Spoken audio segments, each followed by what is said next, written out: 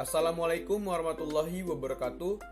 Perkenalkan, nama saya Bagus Gigi Permana dengan NIM 0601 202075. Saya dari kelompok 9 Bahasa Indonesia. Pada kesempatan kali ini, saya akan menjelaskan materi tentang ejaan bahasa Indonesia. Nah, pada penasaran kan apa itu ejaan bahasa Indonesia? Nah, daripada bingung, yuk kita belajar bersama. Ejaan bahasa Indonesia adalah seperangkat aturan tentang cara menuliskan bahasa dengan menggunakan huruf, kata, dan tanda baca sebagai sarananya. Ejaan dalam KBBI adalah kaidah cara menggambarkan bunyi-bunyi kata, kalimat, dan lain sebagainya dalam bentuk tulisan, huruf-huruf, dan tanda baca. Nah, kalian tahu nggak bahasa Indonesia itu sudah lahir sejak dulu dan dipergunakan oleh masyarakat sebelum kemerdekaan. Tetapi, bahasa Indonesia secara resmi digunakan atau disahkan ketika tahun 1928, tepatnya pada tanggal 28 Oktober 1928 ketika Sumpah Pemuda diikrarkan. Bahasa Indonesia resmi menjadi bahasa nasional Indonesia. Dan memiliki ejaan yang baik dan benar, bahasa Indonesia mengalami beberapa kali perubahan sistem ejaan. Yang pertama, pada tahun 1901 ada ejaan Van Ophuijsen, namanya diambil dari Charles Adrian Van Ophuijsen. Yang kedua, ada ejaan Suwandi atau yang kita kenal dengan ejaan Republik. Namanya diambil dari seorang Menteri Pendidikan dan Kebudayaan pada saat itu. Yang ketiga, ada ejaan Melindo pada tahun 1959. Namun, tidak berhasil digunakan dikarenakan ada ketegangan politik antara Indonesia dengan Malaysia. Yang keempat, ada ejaan LBK atau Lembaga Bahasa dan Kesastraan. Yang kelima, itu ada ejaan EYD atau ejaan yang disempurnakan. Nah, yang terakhir ada Pedoman Umum Ejaan Bahasa Indonesia.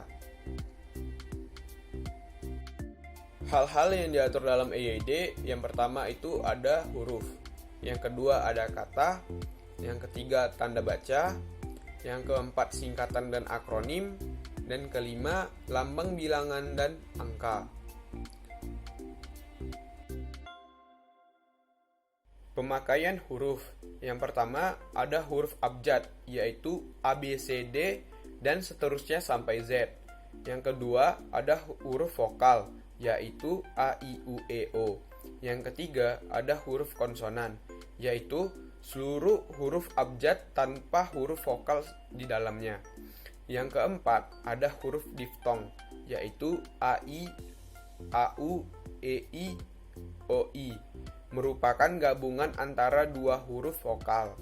Yang kelima adalah gabungan huruf konsonan, yaitu gabungan huruf konsonan KH, NG, NY, dan SY, masing-masing melambangkan satu bunyi konsonan. Contohnya ngarai, nyata, banyak, dan senang. Selanjutnya, kita akan membahas penulisan huruf kapital, huruf miring, dan huruf tebal. Yang pertama, kita akan membahas huruf kapital. Huruf kapital dipakai sebagai huruf pertama pada awal kalimat. Yang kedua, ada huruf miring, digunakan untuk menandai judul buku, nama majalah, dan surat kabar yang dipakai dalam kalimat. Yang ketiga, ada huruf tebal. Huruf tebal dipakai untuk menegaskan bagian tulisan yang sudah ditulis miring dan dapat dipakai untuk menegaskan bagian-bagian karangan seperti judul buku, bab, dan subbab. Selanjutnya, kita akan membahas penulisan kata. Penulisan kata ini terbagi menjadi 6. Yang pertama, ada kata dasar, yaitu lari, renang, makan, dan lain sebagainya. Yang kedua, ada kata imbuhan. Kata imbuhan ini terdiri menjadi 3, yaitu awalan, sisipan, akhiran. Yaitu contohnya melakukannya. Yang ketiga, ada bentuk ulang, yaitu contohnya lumba-lumba. Yang keempat, ada kata ganti.